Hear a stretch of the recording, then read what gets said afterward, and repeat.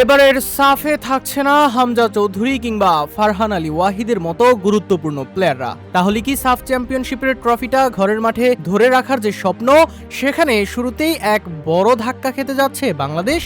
Club ফুটবলের tight schedule আর FIFA উইন্ডোর জটিলতায় হামজা চৌধুরী, ফারহান আলী ওয়াহিদ কিংবা ফাহমিদুল ইসলামের মতো প্রবাসী তারকাদের সাফে পাওয়া নিয়ে তৈরি হয়েছে চরম ধোঁয়াশা। তাহলে হামজা ফারহানদের অনুপস্থিতিতে কে ধরবেন লাল সবুজের হাল, কে দেবে আক্রমণ ভাগ অথবা মাঝ মাঠের নেতৃত্ব? জায়ান হাকিম, অ্যাডাম আব্বাস কিংবা ট্রেভর ইসলাম থাকবেন তো শুরুর একাদশে? আজকের ভিডিওতে আমরা খতিয়ে দেখব বাংলাদেশের সম্ভাব্য সেই রিপ্লেসমেন্টদের। বাংলাদেশ ফুটবল দলের হয়ে নিকটবর্তী সময়ে সাফ চ্যাম্পিয়নশিপ টুর্নামেন্টে হামজা চৌধুরী, ফারহান আলী ওয়াহিদ এবং ফাহমিদুল ইসলামের খেলা নিয়ে তৈরি হওয়া আসল জটিলতা তাদের ক্লাব শিডিউল ও ফিফা উইন্ডোর সময়সীমা।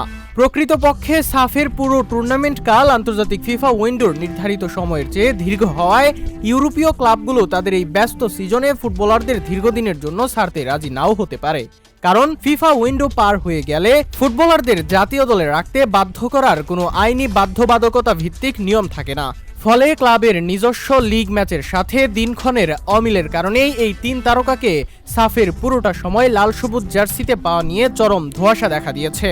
আর সেই অনিশ্চয়তার সুযোগেই এখন তৈরি হচ্ছে বিকল্প হিসেবে প্রবাসী তারকাদের সামনে আসার সুযোগ।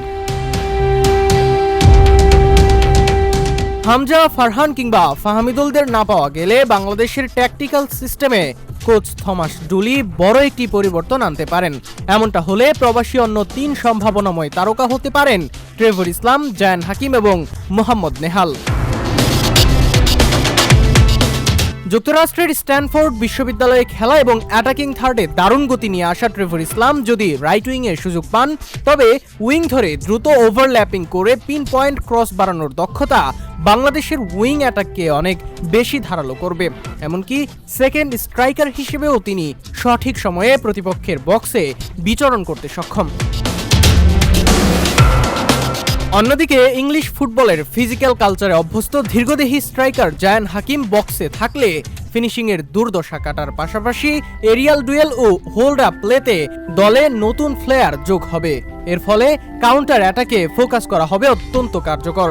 আর মিডফিল্ডে হামজা চৌধুরীর বদলে সবচেয়ে কঠিন দায়িত্ব নিয়ে ডিফেন্সিভ শিল্ড গড়ে তোলার জন্য ম্যানচেস্টার ইউনাইটেড ও বার্নলির একাডেমিতে বেড়ে ওঠা ডিফেন্সিভ মিডফিল্ডার মোহাম্মদ নেহাল হতে পারেন তুরুপের তাস।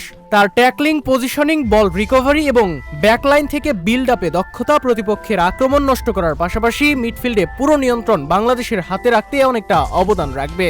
তাছাড়া সামিদ সোম, শেখ মুরসালিন কিংবা রাকিব হোসেন তো আছেনই, যারা মিডফিল্ড থেকে দেবে ক্রিয়েটিভিটির যোগান। হামজা, ফারহান আলী কিংবা ফাহমিদুলদের অনুপস্থিতিতে তরুণ প্রতিভাবানরা হয়তো ভালো বিকল্প হতে পারে, তবে এখনই সব আশা ছেড়ে দেওয়ার সুযোগ নেই।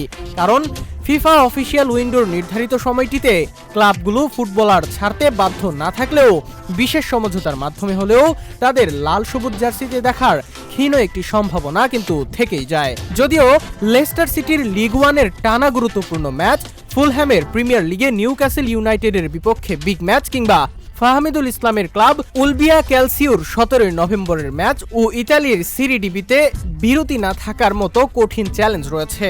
তবুও বাফফের ভেতরগত আলোচনা ও বিশেষ রিলিজ মিললে উইন্ডোর কোনো এক পর্যায়ে হলেও তারা জাতীয় দলে যোগ দিতে পারেন কিনা তা নিয়ে ধোঁয়াশা থেকেই যাচ্ছে। এখন দেখার বিষয়, থমাস ডুলি কি সাফে পূর্ণ শক্তির এই সারপ্রাইজ প্যাক নিয়েই মাঠে নামবেন, নাকি নতুন বিকল্পদের উপর ভরসা করেই বাংলার ধামাল ছেলেদের নিয়ে নতুন অধ্যায় শুরু করবেন।